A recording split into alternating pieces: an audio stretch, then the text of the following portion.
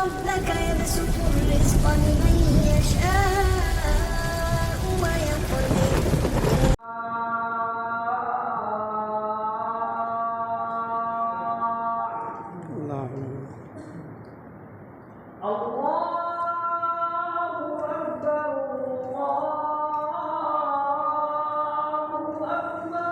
اللہ اکبر لا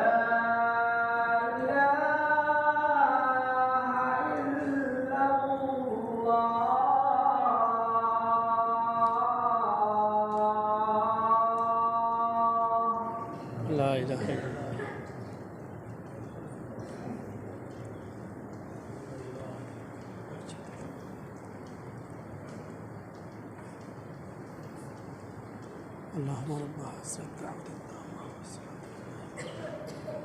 یہ چھوٹی والی چھڑی کہاں گئی؟ وہ والی دو نہیں والی نہیں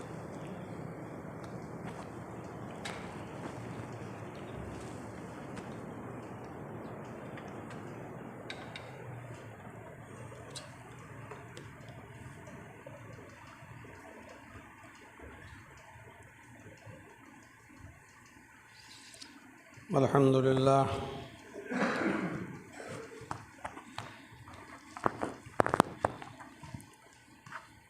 الحمد للہ نحمده ونستعینه ونستغفره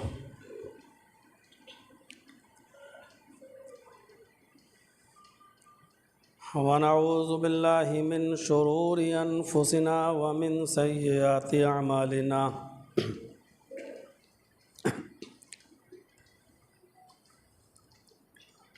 من يهده الله فلا مضل له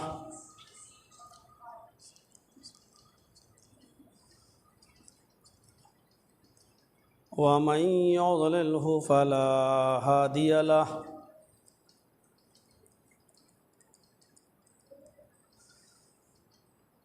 وأشهد أن لا إله إلا الله وحده لا شريك له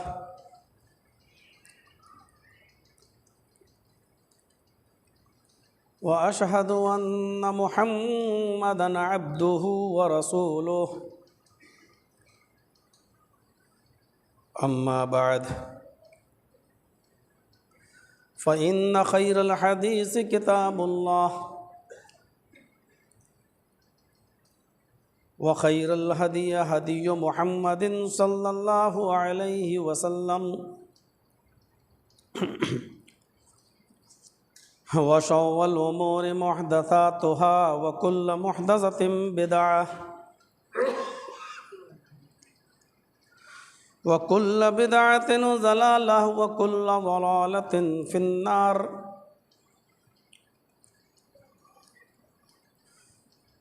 أعوذ بالله من الشيطان الرجيم بسم الله الرحمن الرحيم يا أيها الذين آمنوا اتقوا الله ولتنظر نفس ما قدمت لغد رب اشرح لي صدري ويسر لي أمري واحلل عقدة من لساني يفقهوا قولي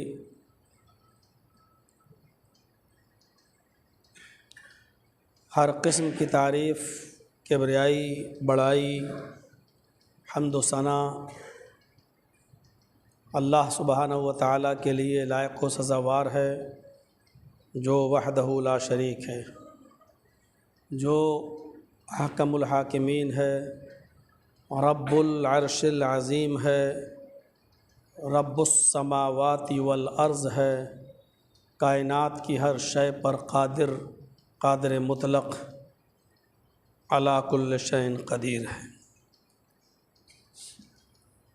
اور اسی سے ہماری یہ دعا ہے کہ الہ العالمین قیامت کی صبح تک درود و سلام کے بے شمار پھولوں کی بارش نازل فرما، تمام پیغمبروں پر اور بالخصوص سید ولد آدم رحمت للعالمین جناب محمد رسول اللہ صلی اللہ علیہ وسلم کی ذات اقدس پر اللہم صلی وسلم وبارک علیہ۔ ہر مسلمان کی اب ایک ذمہ داری اس کے اوپر عائد ہوتی ہے کہ رمضان کے مہینے کے گزر جانے کے بعد احتساب نفس کرے، اپنے آپ کا محاسبہ کرے۔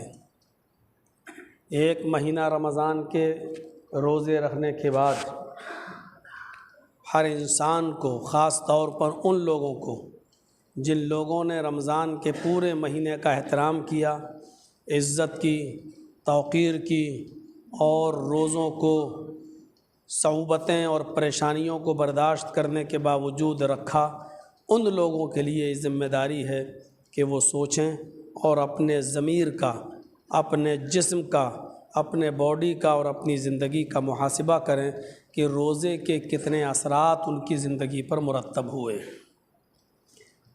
میرا خطاب ان لوگوں سے ہے جنہوں نے روزے رکھے ہیں، جنہوں نے بلا کسی عذر کے اور بلا کسی پریشانی کے روزے کو ترک نہیں کیا ہے۔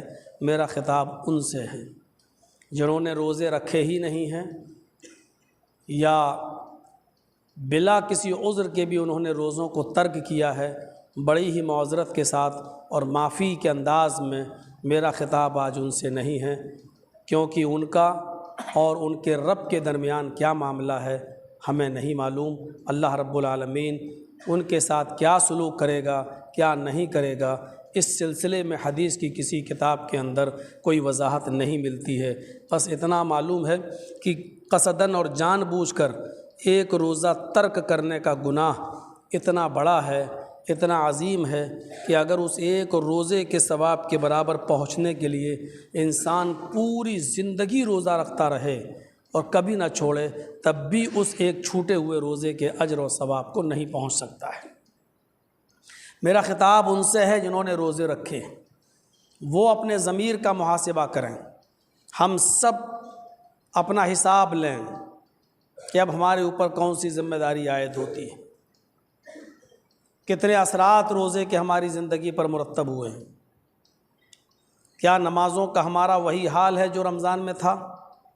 کیا اس قرآن کریم سے ہماری وہی محبت ہے جو رمضان میں تھی؟ کیا مسجدوں سے ہمارا وہی لگاؤ ہے جو رمضان میں تھا؟ کیا غریبوں اور مسکینوں کی وہی ہمدردی ہمارے اندر اب بھی ہے جو رمضان کے مہینے میں تھی؟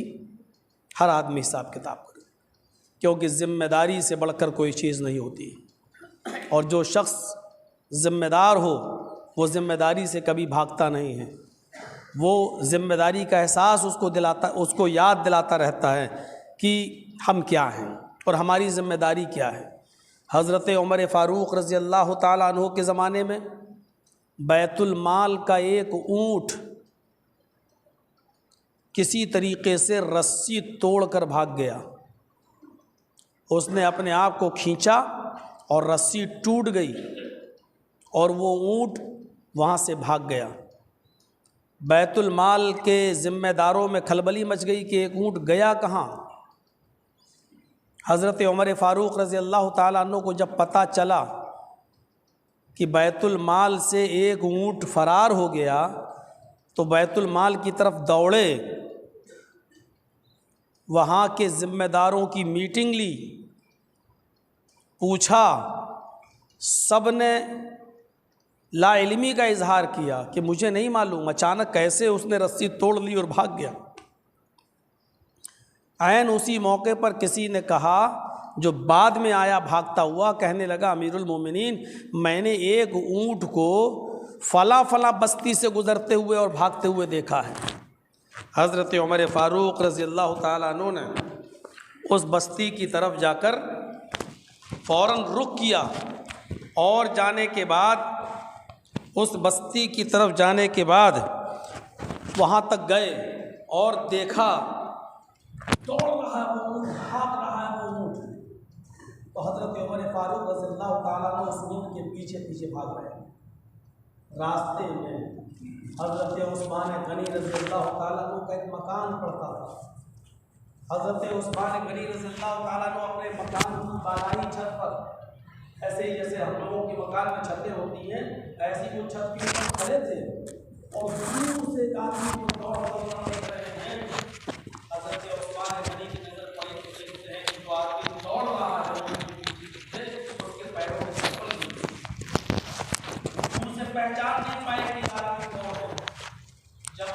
ان کے گھر کے پاس سے بھاگا اور آگے نکلا تو حضرت عمر فاروق جب ان کے گھر کے قریب پہنچے تو عثمان غنی نے دیکھ کر کہا یہ تو امیر المؤمنین، یہ تو حضرت عمر فاروق، تو آواز دی یا امیر المؤمنین، اے امیر المؤمنین، آپ گھر پہ آئیے ہمارے، آپ ٹھنڈا پانی پیجیے، اتنی چلچلاتی ہوئی اور گرمی اور شدید گرمی کی حالت میں پیروں میں چپل بھی نہیں اور آپ اونٹ کے پیچھے بھاگ رہے ہیں، ہمارے نوکر، ہمارے چاکر، ہمارے خادم اس اونٹ کو پکڑ کر لے آئیں گے، آپ ہمارے گھر پہ آئیے ٹھنڈا پانی پیجیے۔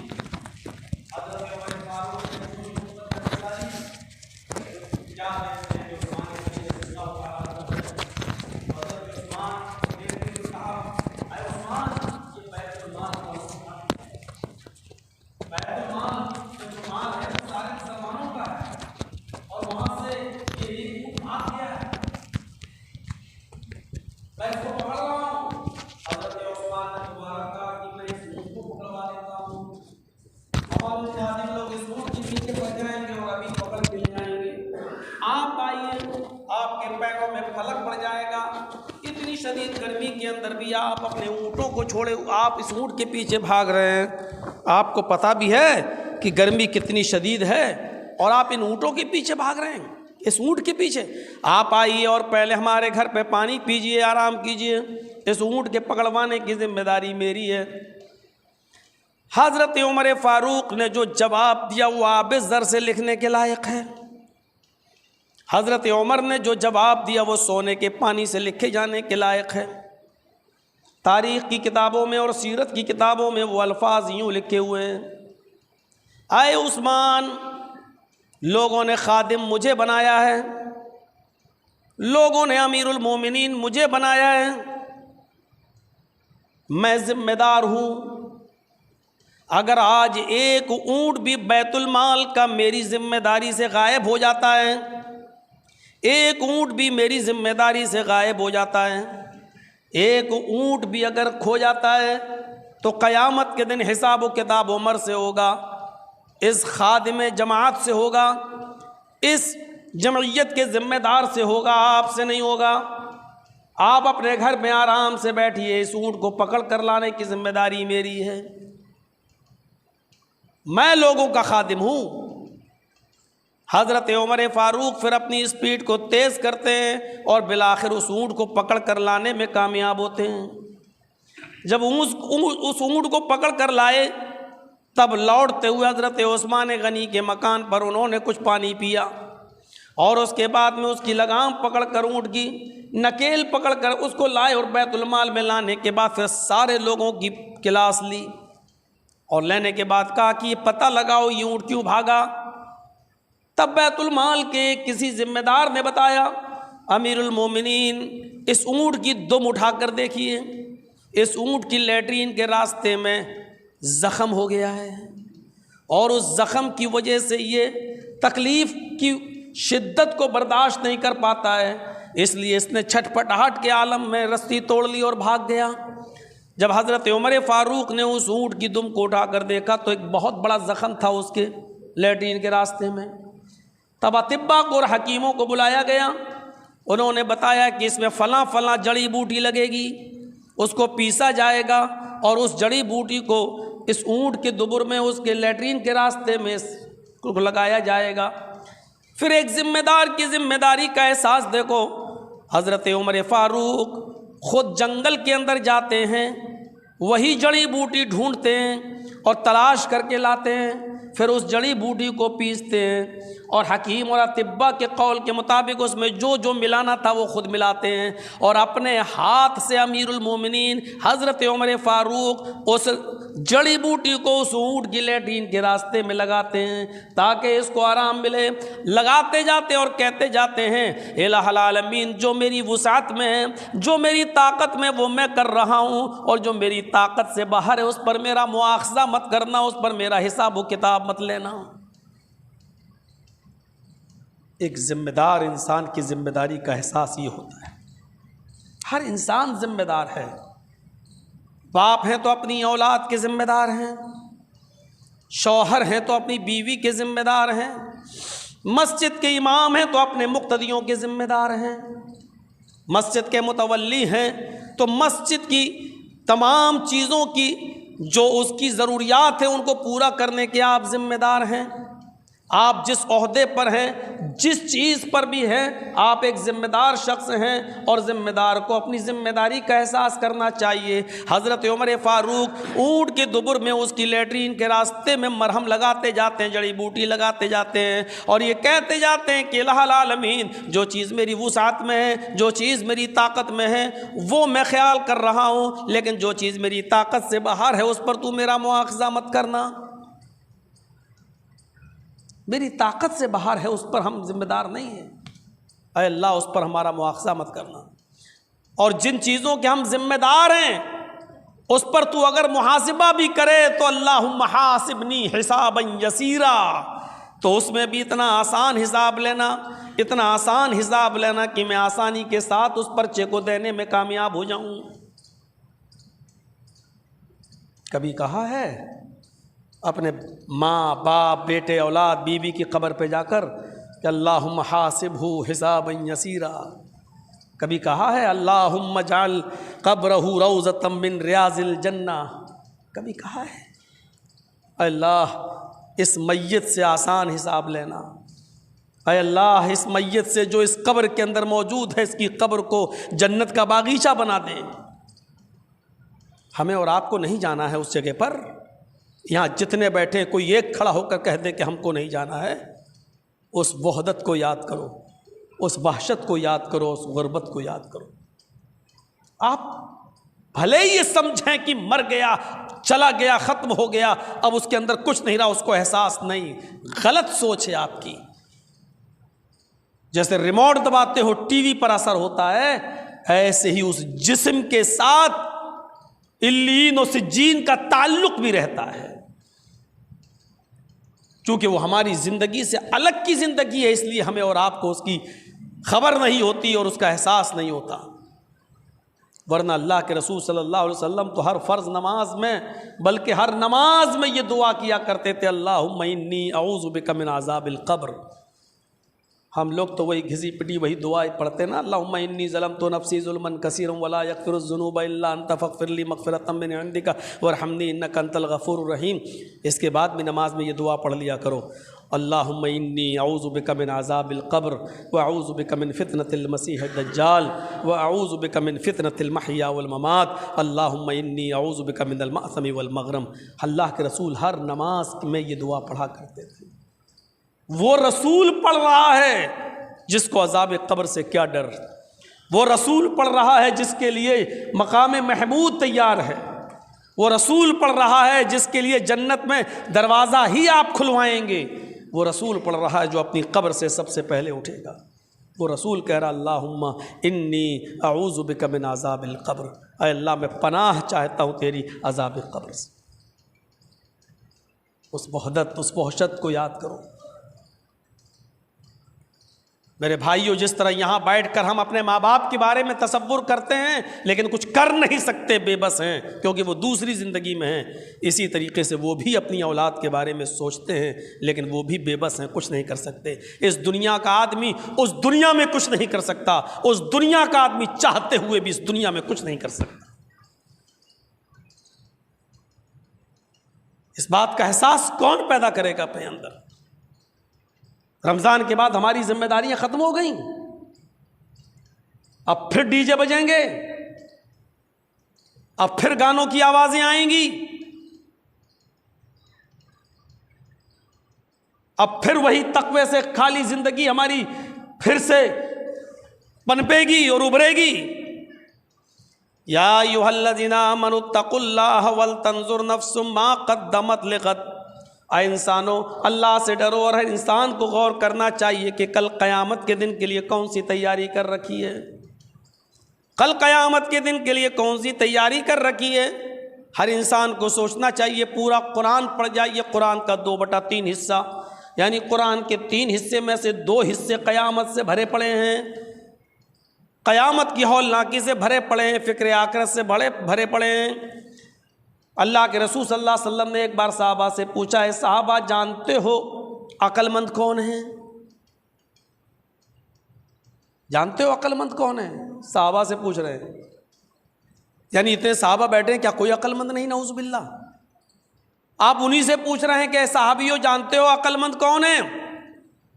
صحابہ خاموش۔ آپ نے دوبارہ پوچھا تو ایک صحابی اٹھے، کہا اللہ و رسول عالم، اللہ اور اس کے رسول زیادہ جانتے ہیں، میں کیا بتا پاؤں عقل مند کون ہے؟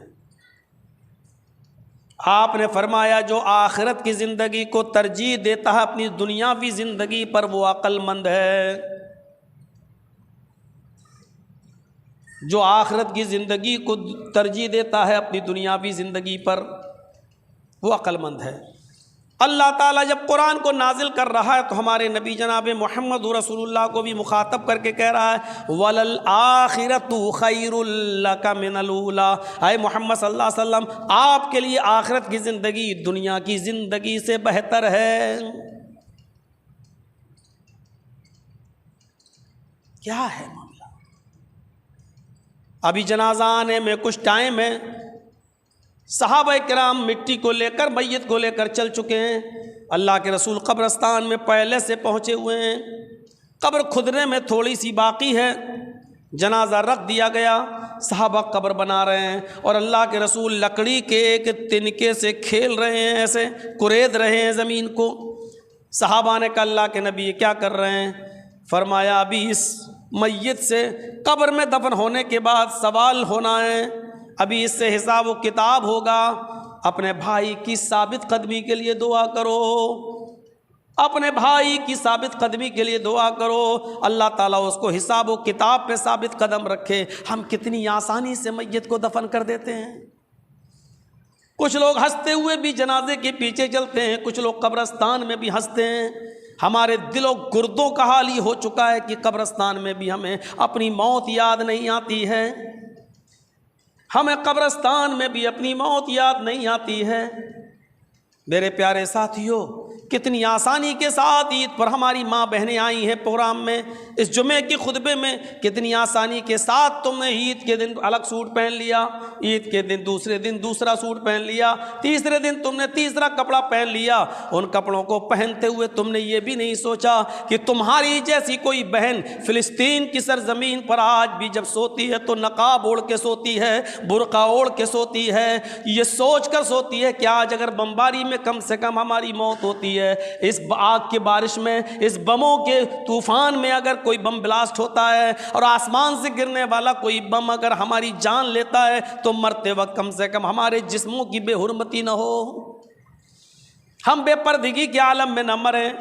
وہ اگر سوتی ہیں تو برقع اوڑھ کے سوتی ہیں، اس لیے کہ بلڈنگوں کو تو بلڈوز کر دیا گیا ہے، بڑی بڑی عمارتیں تو تہس نہس ہو چکی ہیں، وہ کھلے میدانوں میں سو رہی ہیں، اور کھلے میدانوں میں بھی سوتی ہیں تو برقع اور نقاب اوڑھ کر سوتی ہیں کہ اگر اس کھلے بم کے آسمان کے نیچے اگر کوئی بمباری بھی ہوتی ہے اور اس میں اگر ہماری جان بھی جاتی ہے تو کم سے کم ہمارے چہروں پر برقعے رہیں گے، ہمارے نقاب ہمارے چہروں پر رہیں گے اور ہمارے جسم پر رہیں گے، کم سے کم ہمارے جسم کی بے حرمتی نہ ہونے پائے، ہمارے پردے کی بے حرمتی نہ ہونے پائے۔ تمہیں اپنے سوٹ دکھانے سے فرصت نہیں ملی اور تمہاری بہنوں کا یہ حال ہے۔ کس کلیجے کے ساتھ تم نے عید کی خوشیاں منائی ہیں؟ یہ عید کون سا پیغام لے کے آئی ہے تمہارے لیے؟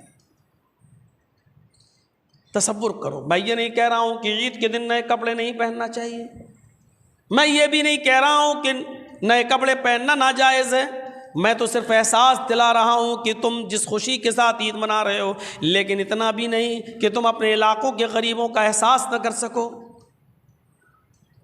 سوچئے، عید کے دن سے پہلے اللہ کے نبی جناب محمد رسول اللہ صلی اللہ علیہ وسلم نے فرمایا صدقہ فطر اتنا دے دو، لوگوں کے گھروں میں اناج اتنا پہنچا دو کہ اس دن سب کے گھر میں چولہا جلے۔ لیکن میری سمجھ میں نہیں آتا صدقہ فطر بھی ادا ہو جانے کے بعد پھر غریبوں کی لائن کیوں لگتی ہے؟ ہر عیدگاہ کے باہر ہر مسجد کے باہر آپ کو بھیک مانگنے والے کیوں ملتے ہیں؟ عید کا دن تو کسی مسلمان کے لیے، غریب سے غریب مسلمان کے لیے بھی بھیک مانگنے کا دن نہیں تھا، اسی لیے تو صدقہ فطر گیہوں اور اناج کی شکل میں دیا گیا کہ آج کے دن تم بھی، اسی لیے تو پیسے کو، اسی لیے تو اس کی رقم کو دینے سے منع کیا گیا ہے، تاکہ اس دن کوئی ایسا گھر نہ ہو جو یہ کہہ سکے کہ ہمارے پاس غلہ نہیں تھا، اناج نہیں تھا، آٹا نہیں تھا، روٹی نہیں بنی ہے۔ میرے بھائیو، عید کا دن تو کم سے کم خوشی کا دن تھا، اس دن تو ہر انسان کے گھر میں چولہے جلنا چاہیے۔ اتنی زکوٰۃ نکلتی ہے، اتنی زکوٰۃ نکلتی ہے، دینے والوں کی کمی نہیں ہے، لینے والے ایماندار لوگوں کی اتنی کمی ہے۔ اگر لینے والے ایمانداری کے ساتھ زکوٰۃ اس جگہ پر لگا دیں جہاں لگنا چاہیے، میرے پیارے ساتھیو، آج سڑک کے باہر ایک بھی بھکاری نظر نہ آئے، اپنی بیٹی کی شادی کے لیے ایک آدمی بھی بھیک مانگنے والا نظر نہ آئے۔ لینے والے ایماندار لوگوں کی کمی ہے، دینے والوں کی کمی نہیں ہے۔ حضرت عمر ابن عبدالعزیز کے دور میں یہ حالت تھی، کہا گیا کہ اس شہر کے باہر، اس شہر کے اندر زکوٰۃ دو، کہا ہمارے ضلع میں، ہمارے شہر میں کوئی لینے والا نہیں، فرمایا اس کے باہر دو، تو باہر پتہ چلا کہ جہاں تک جا سکتے تھے وہاں تک کوئی بستی زکوٰۃ لینے والی نہیں۔ فرمایا کہ اس زکوٰۃ کے جو پیسے بچتے غریبوں میں بھی خرچ کرنے کے بعد تو اب یہاں کے جانوروں کو کھلانا شروع کر دو۔ فرمایا کہ جانور بھی آسودہ ہو گئے۔ آیا امیر المومنین عمر ابن عبدالعزیز، اب جانوروں کو بھی کھلانے کے بعد بھی زکوٰۃ بچتی ہے۔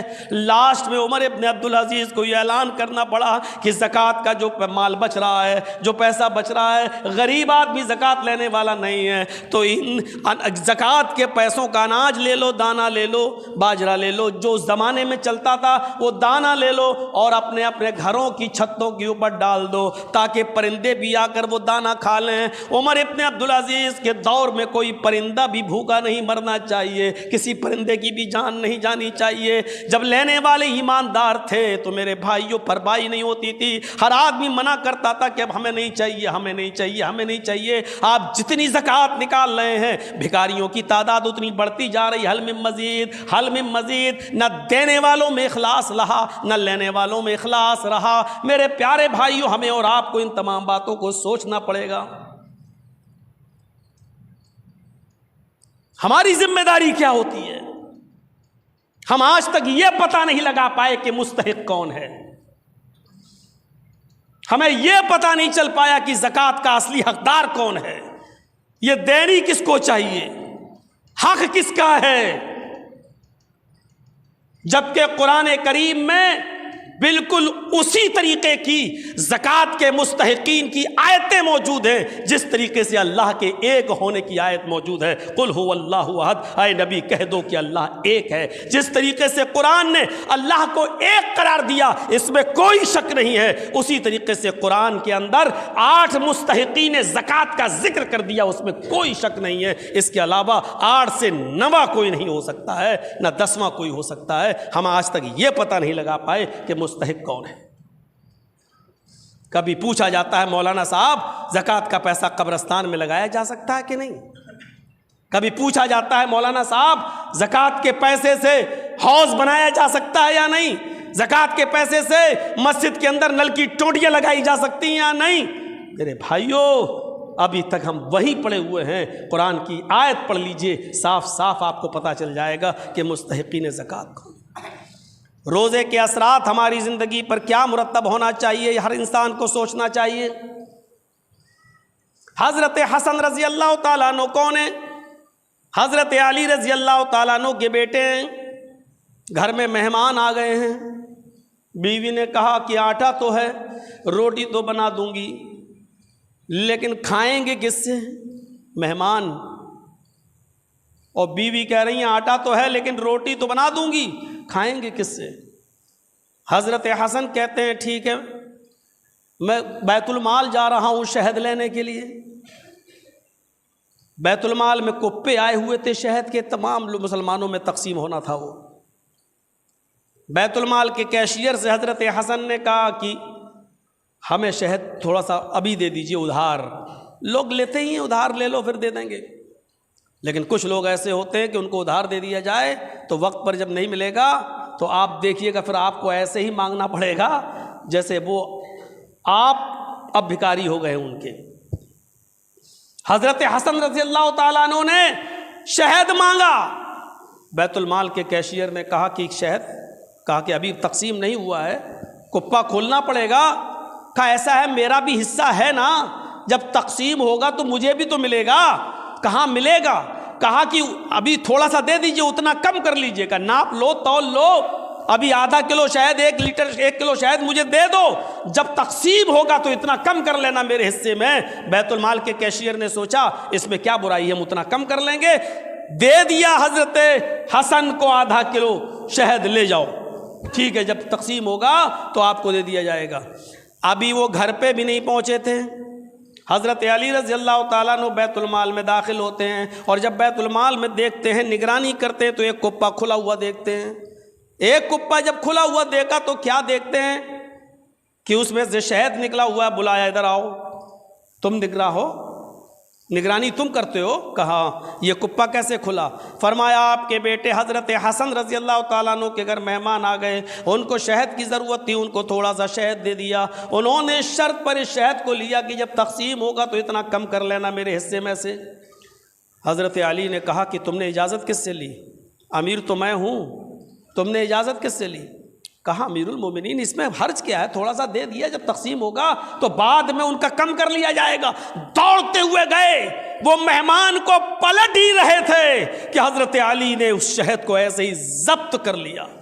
کہا حسن یہ بیت المال میں تمام مسلمانوں کی امانت ہے، حضرت علی کی بھی پرمیشن نہیں چلے گی جب تک کہ سارے مسلمان بیک زبان اجازت نہ دیں، اگر ایک نے بھی انکار کر دیا تو یہ تمہیں نہیں مل سکتا ہے۔ ضبط کیا، بیت المال لائے اور شہد کو جمع کروایا، فرمایا مہمان تمہارے ہیں، تم ان کو کیا کھلاؤ گے، کیا پلاؤ گے، یہ تم سمجھو، یہ شہد بیت المال کی امانت ہے، میں امانت دار انسان ہوں، اس لیے میں نہیں چاہتا ہوں کہ میں مسلمانوں کی اجازت سے پہلے یہ شہد تمہیں دے دوں، لہٰذا اس شہد کو چھینا اپنے بیٹے سے اور بیت المال میں جمع کر دیا۔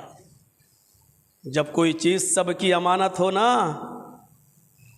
تو پہلے بھی نہیں لی جا سکتی، یہاں تو سب کی امانت ایک آدمی ہی کھا جاتا ہے۔ حالات پر نظر ڈالو، ارے تم اجازت کے بنا نہیں لے سکتے ہو، کھا جانے کی تو بہت دور کی بات، اور جو سب کی اجازت، سب کا مال بیک وقت ہضم کر جائیں، رکھتے رہو روزے، پڑھتے رہو نمازیں، پڑھتے رہو تراویحاں، چاہے کتنی عبادتیں کر لو۔